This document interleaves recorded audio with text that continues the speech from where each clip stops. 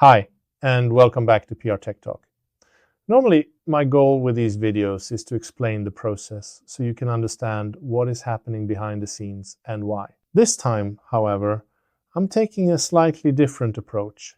I'll use AI to create a project for me, and even I am a clone. I'll start with an almost empty folder containing a file with general instructions and one short, simple prompt. Then I'll let Codex create a complete STM32 project for the Nucleo H563ZI, including the Mongoose project. The idea is to show how AI can assist you, even if you don't yet have a deep understanding of every part of the project. Once Codex has finished, I'll build the project, flash it to the board, test the web interface, and upload the complete project to GitHub so you can try it yourself. Now, let's see how it works.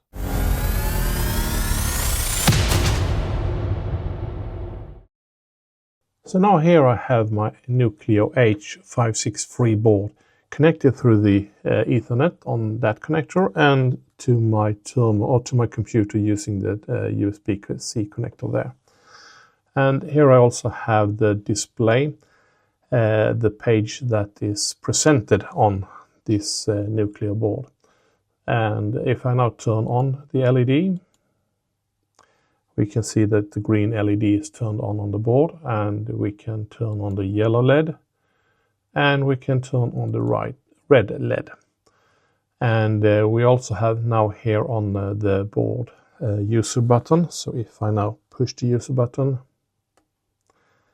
I see that on the web interface that the button is pressed.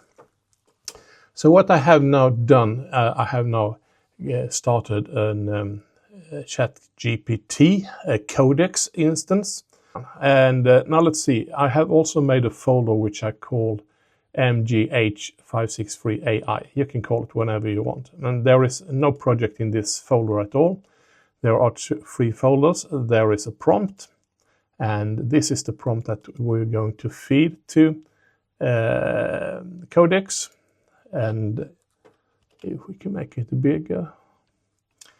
And the prompt is: create a complete STM32 project from scratch for the Nucleo H563 set 1. Follow all instructions in the agents.md. Before implementation, ask me which optional Mongoose service and network features should be included. The application shall control the free onboard LEDs and display the user button state through the English web interface. Use my logo located in the logo type directory. So there is also a logo type, which I have then put my logo type there. So it would use that one. And then there is this agents.md, and that is a more involved file, which I won't read through here, but it will be in my GitHub account. You can read through it, and what I have done here, it's what I found it was needed for getting a project up and running without any errors. So here I have now Codex, so I will now then create a new project. So I create a project and we call it Mongoose AI. And then all the folders that ChatGPT or Codex can read and edit in. So this is the folder which I will have Codex have access to. So there is my agents.md, my logo type, and my prompt. It won't read the prompt, I will write it on my own. So I will just give it access to that source folder and create project. Right, so now I will use this prompt. I will cut it, I'll copy it. I did that off camera, sorry. And then I also now just hit paste. So there is the prompt that I gave it. And I will just put send here, and I have also done so that it approve for me. So I given the Codex approval to, so you don't have to ask me for each step. It can be quite tedious. And just send.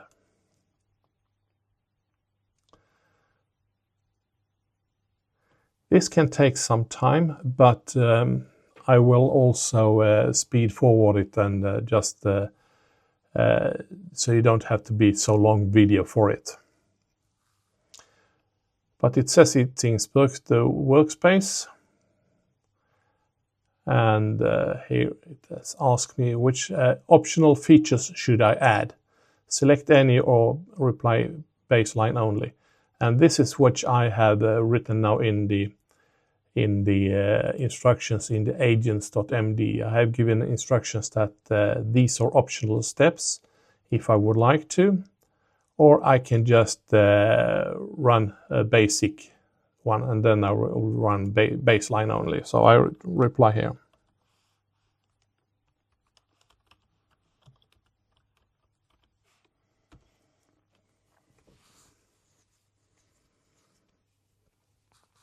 But that also gives possibility to add MQTT or SMTP or stuff that also Mongoose have the possibility to do. But I won't do that in this demo. I have my computer, which is a Mac. I don't think that has any impact on the result at all. But I have a Mac M4 Pro. And I have installed Visual Studio Code, and I have CubeMX installed, and the Mongoose is something that he needs, the codecs need to then take from the web.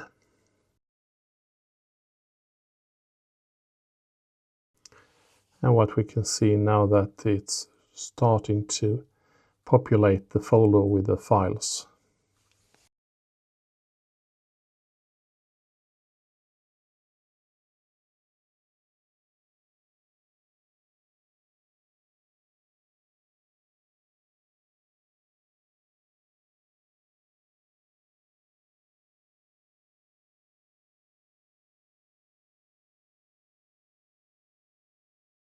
Right, so now it's done. It took approximately 10 minutes. What we can now see here that it did, it completed a project. It's a CubeMX project, and it's retained the IOC file, so we can actually go into the CubeMX afterwards and add stuff to it. It was a bare metal Mongoose project with Ethernet driver. It has DHCP, plain HTTP, REST API, and a 500 milliseconds polling loop. Yellow, green, and red LED control. Use a button display. Okay, great. And it has the web interface in English. I asked for hardware random number generator in my agents.md. The USART3, I asked for that one as well, so we can see terminal in communications in the terminal. VS Code, ST-Link, bugging complete instructions in the README. So there is a README file there as well. It took like 200K of the 2 megabyte that I have, and it took like 87 kilobyte of the 640, 87 kilobyte of the 640 I have. Now let's see, so there we have all the files it has created for us. So I think that we should start with the Visual Studio Code and see if we can build the program. So right now we are here and we can try to build a program, and it built without any errors. We can try to download it into the microcontroller.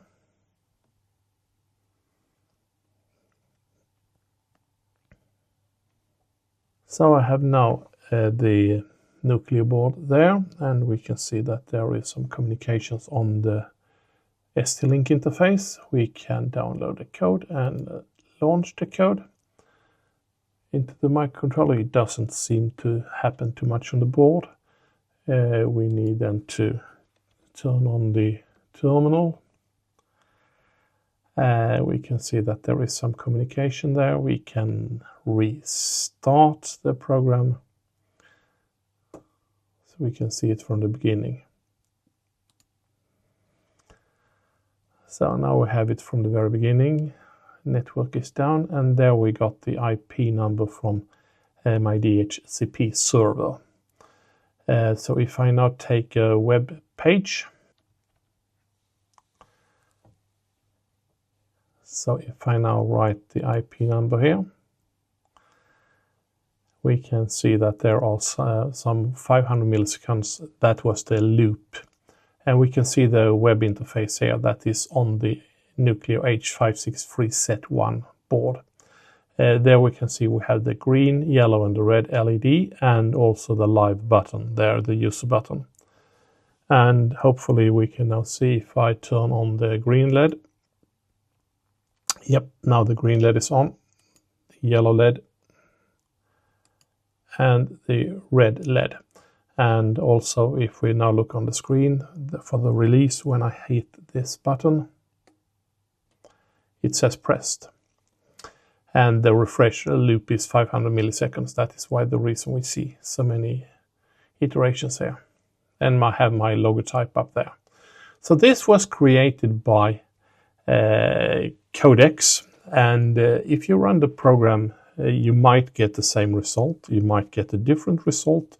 It's still not 100% repetitive program, but it's quite impressive that you can do so much from, I haven't written one line of code.